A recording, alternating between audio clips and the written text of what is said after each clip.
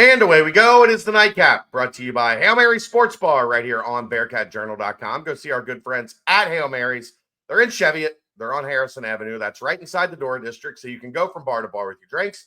But no need for that. Just hang out at Hail Mary's. They've got 27 TVs, a 9-screen video wall. They have the DirecTV Sports package, so you can watch all the games. And Cincinnati sports will always be on the video wall. Food trucks on the weekends. They have a brand new walk-in cooler, brand new draft lines, and, of course, ice-cold Cincy Light on tap in 32.8-degree frosted glasses. All right, Aaron. It's been a busy day in Cincinnati sports. The Reds are getting curb stomped by the Pirates. The Bengals and Eagles tussling in Philadelphia right now. Offense looked great. Defense looked not great. So it was just like turning on a game from last year is what that felt like. But all of this feels so Cincinnati. Yeah. The Reds losing in Pittsburgh and defense being defense. Yeah. FC Cincinnati starting late. So I got nothing on them, and I wouldn't have anything on them if they started on time.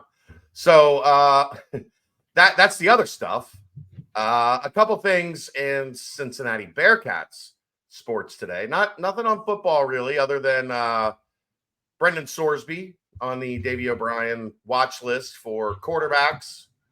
So that's good for him that he's on that list. Got to go out and do it. Got to earn it. But a good recognition. Where do you want to start? We got one of two places to go. Well, we can start. Let's start. Okay. Let's just rip the Band-Aid off.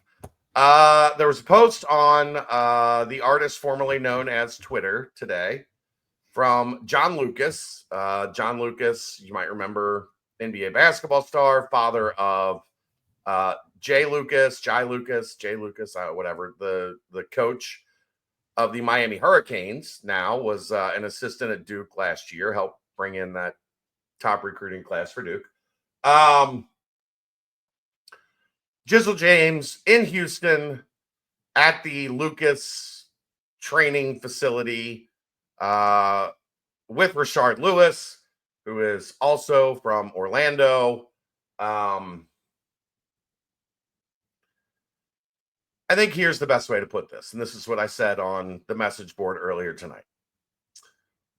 The Lucas facility is for basketball training. It is also there to help guys that have had some troubles off the court and need some rehabilitation. And I think it is safe to say, after some of the erratic behavior we have seen on social media from Jizzle James in the spring through the summer, that he needed some guidance. And in the basketball world, this is maybe the place to go when you need some off-the-court guidance. And you can also, while you're there, continue to work on the court as possible, as necessary. I can't really get into everything, but I can say I think this is a step in the right direction for Jizzle James. I think there was obviously some help that he needed off the court. And I think if there's help you need off the court, this is kind of the place you go in the basketball world. And that means he is willing and actively engaged in working to fix whatever the hell has been going on in his life over the past couple months. I just hope this chills everybody out from trying to dissect and super sleuth everything going on online. If he's been dismissed from the team, I think we would have already heard from it. We would know. If he had been kicked off the team, we would know. They aren't going to be just letting a giant distraction loom over their entire offseason with that. So if he's not in pictures, it's probably, I don't know, because he's trying to get help that he needs. I'm happy he's there. It's I'm it's happy that because he's he's in working on Houston. himself. Right. I'm happy he's there. I'm happy he's working on himself. And whether he's a Bearcat this season, whether he's not, I truly don't care. I just hope that the kid figures out whatever's ailing him. Agreed. And if you're wondering where he's been, you now have an answer. My understanding is this is not like he didn't get there today, I guess is the best way I can put it. And this is necessary for him. From everything I know, this is absolutely necessary for him as the next step in figuring out whatever the hell has been going on this offseason. I don't have those answers. I know what's going on in generalities because I don't want to know. It's not my business. I don't care what exactly it is that is going on in his personal life.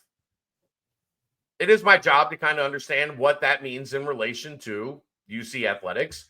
Right now, go down there, get the help you need. And from there, you can start to have answers to what comes next. I don't think we know what comes next because we don't know what's going on in Houston. Salute to him and whoever got him engaged in this situation. So good on you. Yeah. And I think that's pretty easy to figure out connect the dots on how he ended up down there getting the help he needs. The other news, we have a new player for the 2025-26 Bearcats. Depending on where you're from in Spain, it's either Jordi Rodriguez, if you're from the Catalan-speaking area of Spain, or the Spanish-speaking areas of Spain, it would be Jordi Rodriguez. But I think where he's from, they pronounce it Jordi.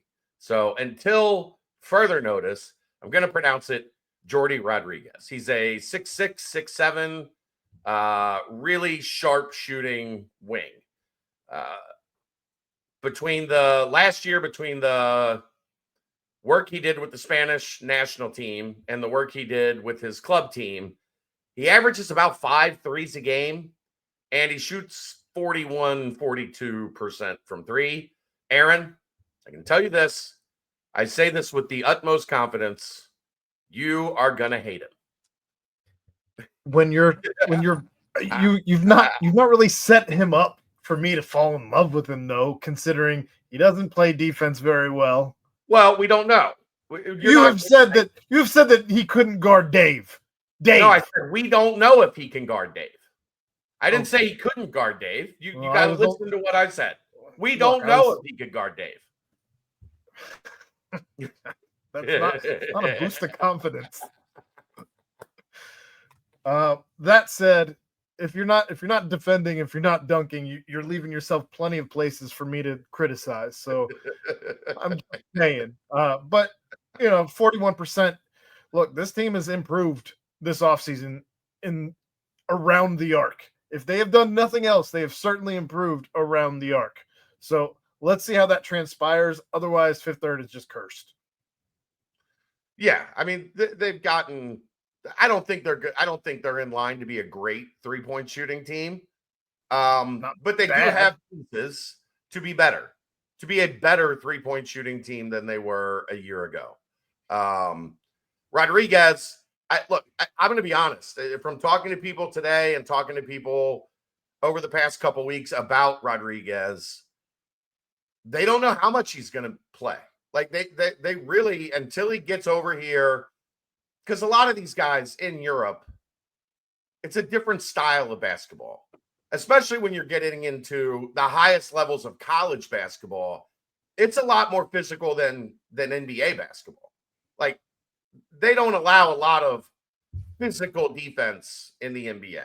Like, you got to keep your hands off. In college, especially at the Big 12 level, it's a physical brand of defense. So shooters have to adjust to that because guys are going to be hanging all over you a lot more than they are in the international game. With his release and his stroke, I don't think it's going to be too much of a problem, but you do have to wonder, what does his defense look like? Is his defense going to be good enough to get on the floor? What are the other parts of his game? At 6'7", if you're going to play him at the 3, can he rebound? Do you have to play him with like a Buck Harris so that you've got an elite defender next to him so you can maybe try to hide him a little bit? Luckily, they have those pieces. Sure. You play him with Harris and Chom, you can get away with the guy maybe not being the best defender in the league. Well, I guess what I was going to get at is if you're not playing him at the 3, I would imagine you're playing him at the 2, which gives Cincinnati maybe the first 2 that they've had in a long time. If you're a guy who's going to be shooting 3, when was the last time you had a 2? My understanding, at least to this point, he's not like, if you're asking for an actual 2, that's not his game, because a 2 is going to be more of a ball handler, a guy that can like bully his way to the rim and score at all 3 levels. I don't think that's Rodriguez. I think he's a sharpshooter. Like, I think he's a guy you're going to run action for, where you're running him off the backside, looking to kick to him, for knockdown 3s. At least initially, till he gets here and we can see him. That's just my kind of understanding. Sure. He's also a guy, Aaron, he's going to shoot a 3-on-1 3 on the fast break. He will.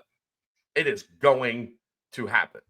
And you are going to lose your damn mind if he misses. If he makes it, you're gonna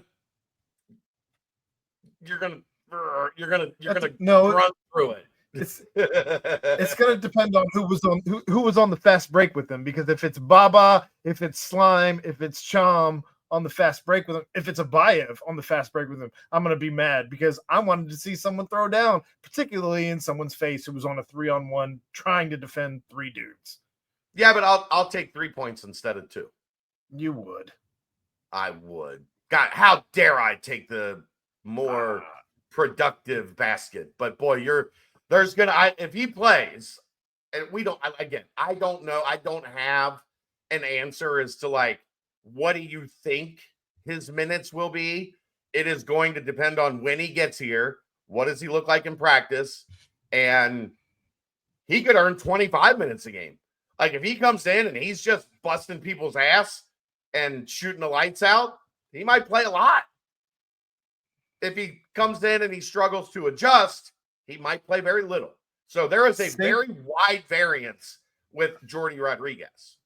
Safe to say, in any case, with bringing Jordi Rodriguez in, the team got better. Yes. You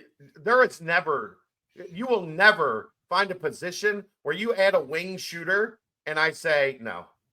Like a guy that can legitimately shoot 40% on volume, that is never going to be a bad thing in my mind. On an international team, no big deal. Yeah, if he can shoot 5 threes and make 2 of them, give me that guy all day, every day, as Big Boy would say. Yeah, so there you go. Jordi Rodriguez is a Bearcat. Jizzle James, hopefully this is very much a needed step in a positive direction. That's the nightcap. We'll maybe see you this weekend after the scrimmage. We'll see how it goes. Brought to you by Hail Mary Sports Bar, right here on BearcatJournal.com. See ya!